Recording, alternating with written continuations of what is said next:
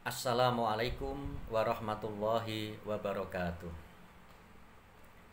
Alhamdulillahilladzi arsala rasulahu bil huda waddinil haq liyudhhirahu 'alad dini kulli wa kafa billahi syahida.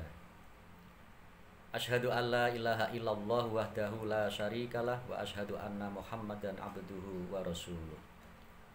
Allahumma sholli wa sallim wa barik ala Muhammad wa ala alihi wa ashabihi ajma'in, amma ba'd. Pemirsa yang dirahmati Allah Subhanahu wa taala, Al-Qur'an adalah merupakan pedoman umat Islam. Al-Qur'an diturunkan oleh Allah Subhanahu wa taala kepada Rasulullah Muhammad sallallahu alaihi wasallam untuk mengeluarkan manusia minadz-dzulumati ilan nur, dari kegelapan menuju cahaya yang terang benderang. Al-Qur'an diturunkan oleh Allah Subhanahu wa taala, dijamin kebenarannya, dijamin keasliannya sejak pertama kali diturunkan sampai nanti akhir zaman ini. Allah sudah memberikan jaminan sebagaimana yang dijelaskan di dalam Al-Qur'an. Surat Al-Hijr ayat 8. A'udzu billahi minasyaitonir rajim. Inna nahnu nazzalna dzikra wa inna lahu lahafidun. Sesungguhnya kami yang telah menurunkan az-zikra, yang telah menurunkan Al-Qur'an, dan sesungguhnya kami pula yang akan menjaga Al-Qur'an tersebut. Pemirsa yang dirahmati Allah Subhanahu wa taala, oleh karenanya maka kita sebagai seorang muslim harus memiliki keyakinan bahwa Al-Qur'an ini adalah akan dijamin oleh Allah keasliannya. Tidak akan ada orang yang bisa untuk merubahnya.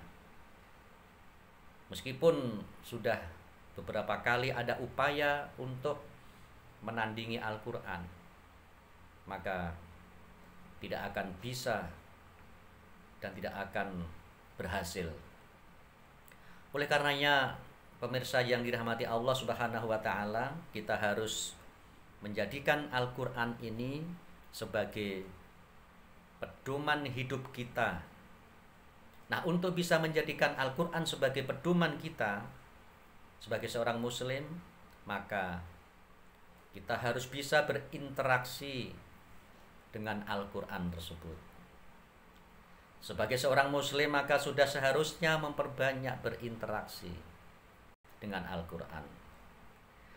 Setidaknya ada 3 cara yang bisa kita lakukan untuk kita berinteraksi dengan Al-Qur'an, yaitu yang pertama, selalu membacanya. Yang kedua, mentadaburi atau menghayati maknanya, termasuk menghafalnya.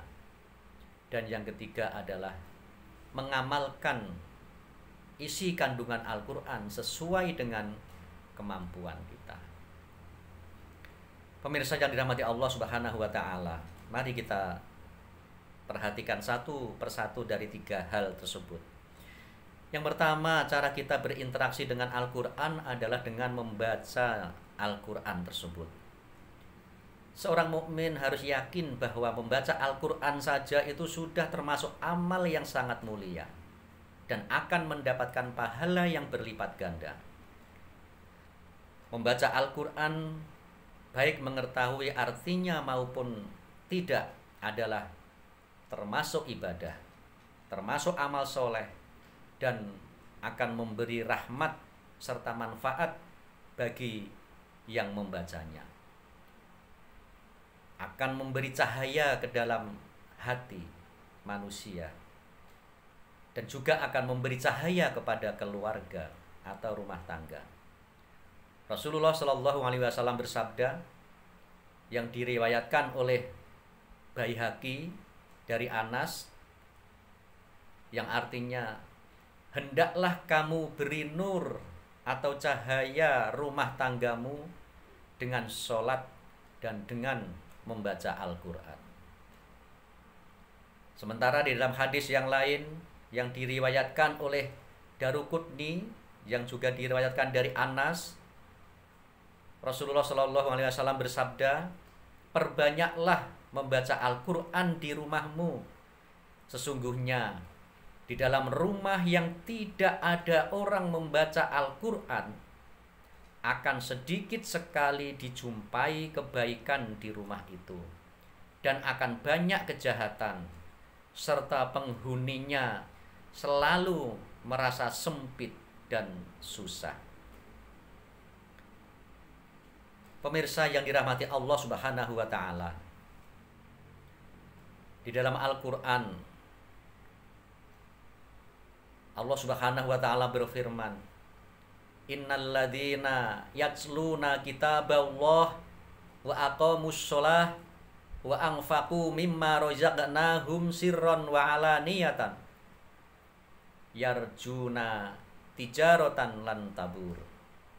Sesungguhnya orang yang selalu membaca kitab Allah, Al-Quran, dan mendirikan sholat dan menafkahkan sebagian dari rezeki yang kami anugerahkan kepada mereka, dengan diam-diam dan terang-terangan, mereka itu mengharapkan perniagaan yang tidak akan merugi. Hadirin pemirsa yang dirahmati Allah Subhanahu wa Ta'ala, Rasulullah Shallallahu Alaihi Wasallam juga memberikan penjelasan tentang keutamaan membaca Al-Quran ini. Sebagaimana hadis dari Abu Umamah, Nabi bersabda, bacalah Al-Quran, karena sesungguhnya dia akan datang pada hari kiamat sebagai penolong bagi yang membacanya.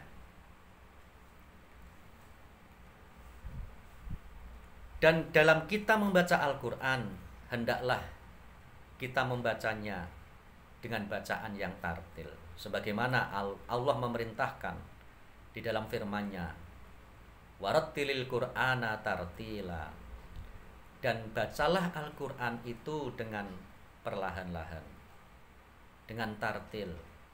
Al-Quran surat Muzammil ayat 4. Pemirsa yang dirahmati Allah Subhanahu wa Ta'ala, termasuk dalam membaca Al-Quran yang juga akan mendapatkan pahala dari Allah Subhanahu wa Ta'ala, yaitu dengan mendengarkan bacaan Al-Quran, mendengarkan ketika Al-Quran dibaca. Allah Subhanahu wa Ta'ala berfirman, wa idza quri'al Qur'anu fastami'u lah wa ansitu la'allakum turhamun. Dan apabila Al-Quran dibacakan, maka dengarkanlah baik-baik dan perhatikanlah dengan tenang agar kalian mendapatkan rahmat. Pemirsa yang dirahmati Allah Subhanahu wa Ta'ala, bahkan Rasulullah Shallallahu Alaihi Wasallam juga sangat suka mendengarkan bacaan Al-Quran. Suatu ketika dalam sebuah hadis yang diriwayatkan oleh Bukhari disebutkan bahwa Abdullah ibnu Mas'ud menceritakan sebagai berikut, wahai Ibnu Mas'ud, bacakanlah Al-Quran ini untukku.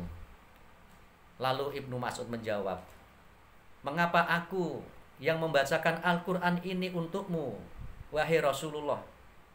Rasulullah menjawab, aku senang mendengar bacaan Al-Quran dari orang lain. Maka kemudian Ibnu Mas'ud membaca Al-Quran mulai dari surat An-Nisa. Maka ketika sampai pada ayat yang ke-41 dari surat An-Nisa tersebut, yaitu Fa kaifa idza ji'na min kulli ummatin bisyahidin wa ji'na bika ala haula'i syahidan. Maka bagaimanakah halnya orang kafir nanti apabila kami mendatangkan seseorang saksi, yaitu Rasul, dari tiap-tiap umat, dan kami mendatangkan kamu Muhammad sebagai saksi atas mereka itu sebagai umatmu. Maka ayat ini sangat mengharukan hati Rasulullah Shallallahu Alaihi Wasallam. Lalu beliau berkata, cukupkanlah sekian saja, wahai Ibnu Mas'ud. Pada saat itu Ibnu Mas'ud melihat Rasulullah meneteskan air matanya serta menundukkan kepalanya.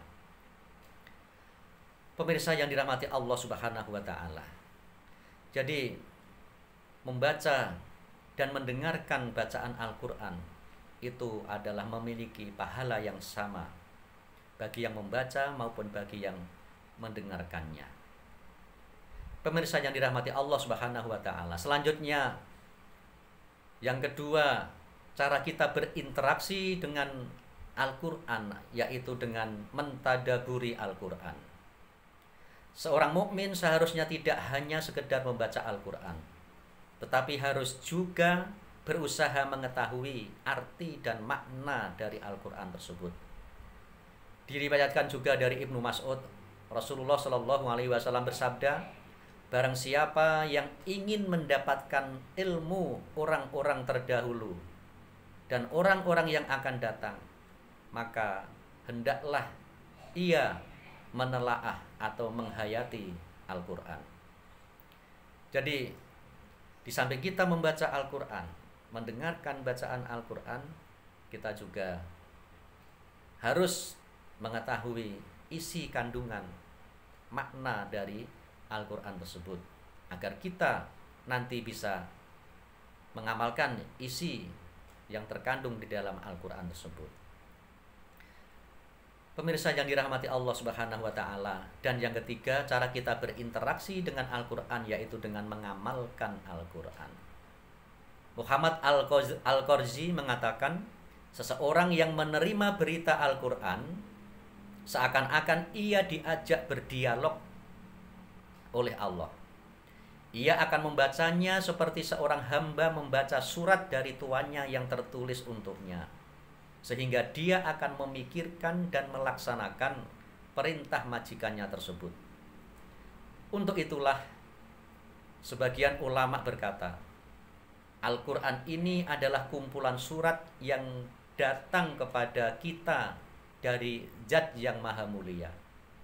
Kita layak mempelajarinya di majelis-majelis ilmu, atau kita merenungkannya di kala sendiri, lalu memperhatikannya dalam ketaatan dan sunnah-sunnah yang diikuti. Artinya kita melaksanakan, mengamalkan apa yang terkandung di dalam Al-Qur'an tersebut.